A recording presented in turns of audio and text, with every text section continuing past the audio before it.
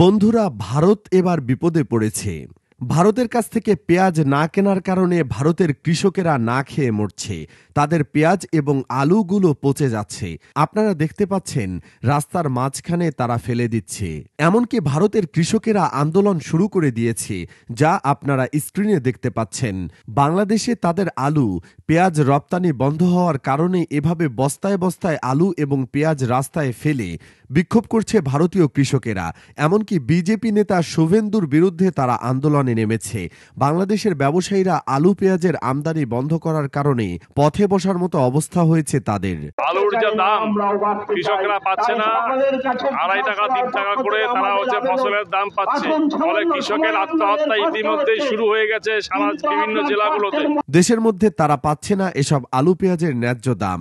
আর কৃষকরা কিভাবে রাস্তায় নেমে আন্দোলন করছে তা তো আপনারা দেখতে পাচ্ছেন।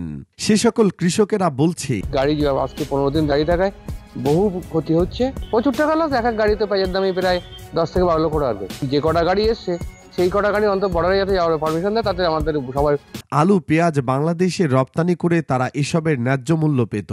কিন্তু এখন বাংলাদেশে রপ্তানি বন্ধ হওয়ায় তারা এসব পণ্যের ন্যায্য মূল্য পাচ্ছে না। বিজেপি নেতা শুভেন্দু যে সকল আলু পেঁয়াজ বাংলাদেশে বন্ধ করেছে, এখন ভারতীয় চাষিরা বলছেন তাহলে বিজেপি নেতা শুভেন্দু এবং নরেন্দ্র মোদী আলু পেঁয়াজগুলো কিনুক। শুভেন্দু এবং নরেন্দ্র মোদী তাদেরকে রাস্তায় নামতে বাধ্য করেছে। এই সকল পচা আলু পেঁয়াজ এখন নরেন্দ্র মোদী আর শুভেন্দুকে নিতে হবে। তাদের পেঁয়াজ এবং আলু না কিনলে তারা অনির্দিষ্টকালের জন্য এই আন্দোলন চালাবে। তবে এই খবরগুলো ভারতীয় মিডিয়ার বাইরে ছড়াতে দিচ্ছে না। ভারতীয় মিডিয়াগুলো শুধুমাত্র বাংলাদেশের দুর্নাম করে, কিন্তু তাদের কৃষক আলু পেঁয়াজ নিয়ে রাস্তায় নেমেছে এই খবরগুলো কিন্তু তারা ছড়াচ্ছে না। তাই আপনাদের জানানোর জন্য এই গুরুত্বপূর্ণ ভিডিওটি তৈরি করেছি। বিজেপি নেতা শুভেন্দু বলেছে বাংলাদেশে আলু পেঁয়াজ রপ্তানি করা হবে না এবং বাংলাদেশ নিয়ে আপত্তিকর বক্তব্য দিয়েছে। লাগাতার বন্ধ করে ওদের আলু পেঁয়াজ কি করে খায় আমরা সেটা দেখিয়ে দেব। আর তার উল্টাপাল্টা বক্তব্যের জন্য বাংলাদেশ এখন উত্তাল। আর এর জন্য বাংলাদেশিরা স্লোগান তুলেছে ভারতীয় পণ্য বয়কটের। আর বাংলাদেশের সরকার সিদ্ধান্ত নিয়েছে তারা ভারতের কোনো পণ্য আমদানি করবে না। আর এর জন্য ভারতীয় আলু এবং পেঁয়াজ রপ্তানির অভাবে বস্তায় বস্তায় পচে যাচ্ছে। এমনকি যে সকল আলু পেঁয়াজ বাংলাদেশের সীমান্তে ট্রাকে করে নেওয়া হয়েছে, সীমান্তে আসার পর বাংলাদেশ সরকার এই আলু পেঁয়াজগুলো নিতে রাজি হয়নি। ভারত বাংলাদেশ সীমান্তে ট্রাকে পড়ে আছে এ সকল আলু এবং পেঁয়াজ। ট্রাকের পর ট্রাক আলু এবং পেঁয়াজ পচে যাচ্ছে। আর এতেই বিপাকে পড়েছে ভারতীয় ব্যবসায়ীরা। এমনকি বাংলাদেশের মানুষেরা চিকিৎসার জন্য কলকাতায় তেমন যাচ্ছে না। এতে করে কলকাতার ব্যবসায়ীদের অবস্থা খারাপ হয়ে গিয়েছে। তারা নিজেরাই বলছে যে তারা না খেয়ে মরে যাবে।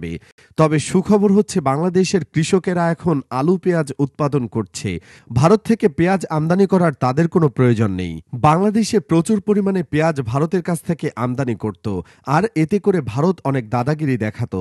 বাংলাদেশকে কন্ট্রোল করার অন্যতম একটি মাধ্যম হয়ে উঠেছিল ভারতের পেঁয়াজ। পেঁয়াজের নামে এই অস্ত্র দিয়ে তারা যেভাবে বাংলাদেশকে চাপে রাখত, ভারত হুটহাট করে পেঁয়াজ রপ্তানি বন্ধ করে দিত। তবে 5ই আগস্ট স্বৈরাচার হাসিনার পতনের পর পেঁয়াজ আমদানিতে ভারতের বিকল্প হয়ে ওঠে চায়না। এছাড়া এই তালিকায় রয়েছে পাকিস্তান এবং তুরস্ক। অন্যদিকে বাংলাদেশে বিনা নাসিক এবং 53 ও বিপন্ন জাতের পেঁয়াজ উদ্ভাবিত হয়। আর এই পেঁয়াজগুলো সারা বছরই আবাদ করা যায়। ইতিমধ্যে এ জাতের পেঁয়াজ লালমনিরহাট সহ সারা দেশের বাজারে উঠতে শুরু করেছে।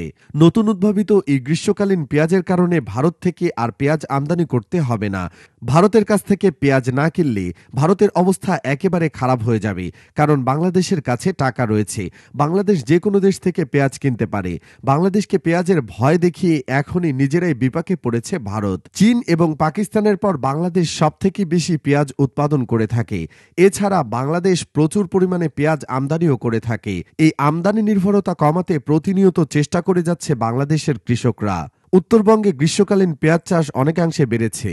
এই নতুন পেঁয়াজের জাত আগস্ট থেকে ডিসেম্বর মাস পর্যন্ত যে কোনো সময় চাষ করা যেতে পারে। বীজ রোপণ করার পর 90 থেকে 180 দিনের মধ্যে সেই পেঁয়াজগুলো তোলা যায়। প্রতি হেক্টরে 12 মেট্রিক টন পেঁয়াজ উৎপাদন হয়। এই জাতের একটি পেঁয়াজের ওজন 100 থেকে 150 গ্রাম হয়ে থাকে। এমনকি 8 থেকে 9টি পেঁয়াজ 1 কেজি হয়ে যায়। কৃষকরা বলছেন এত বড় পেঁয়াজ কখনো বাংলার মাটিতে আগে দেখা যায়নি। বাংলাদেশে সারা বছর পেঁয়াজের চাহিদা হচ্ছে 24,000 মেট্রিক টন। আর বাংলাদেশ উৎপাদন করে 36 ৩৬,০০০ মেট্রিক টন, কিন্তু তারপরও বাংলাদেশকে পেঁয়াজ আমদানি করতে হয়। এখন প্রশ্ন হচ্ছে, কেন বাংলাদেশকে আমদানি করতে হয়? বিশ্লেষকরা বলছেন, দেশে যে পরিমাণ পেঁয়াজ উৎপাদিত হয় তার 25 থেকে 30% পেঁয়াজ যত্নের অভাবে এবং সংরক্ষণের অভাবে পচে যায়। এই 25 থেকে 30% পেঁয়াজ যথাযথভাবে সংরক্ষণ করা যায় না, যার কারণে চাহিদার থেকে বাড়তি উৎপাদনের পরও এই পেঁয়াজের ঘাটতি বাংলাদেশে থেকেই যাচ্ছে। আর এই ঘাটতি মেটানোর জন্য ভারত থেকে প্রতি বছর $20 কোটি পেঁয়াজ আমদানি করতে হয় বাংলাদেশকে। তবে বাংলাদেশকে নতুন করে আশা জাগাচ্ছে এই নতুন গ্রীষ্মকালীন পেঁয়াজ, যেটা সারা বছর চাষ করা যাবে, যার কারণে বাংলাদেশকে আলাদা করে পেঁয়াজ আমদানি করতে হবে না। আর ভারতও কথায় কথায় পেঁয়াজ নিয়ে দাদাগিরি দেখাতে পারবে না। বাংলাদেশের মধ্যে আমদানি না করায় ভারতীয় কৃষকদের কি অবস্থা হয়েছে তা আপনারা দেখতে পাচ্ছেন। তাদের পেঁয়াজগুলো পচে যাচ্ছে, তারা রাস্তায় পেঁয়াজগুলো ফেলে দিচ্ছে। এমনকি 2020 সালে ভারতের 68 ট্রাকের পেঁয়াজ পুরোপুরি পচে গিয়েছিল।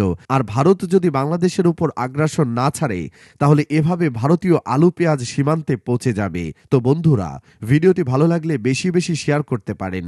আজকে এ পর্যন্তই। ভালো থাকবেন, নিজের খেয়াল রাখবেন। আল্লাহ হাফেজ।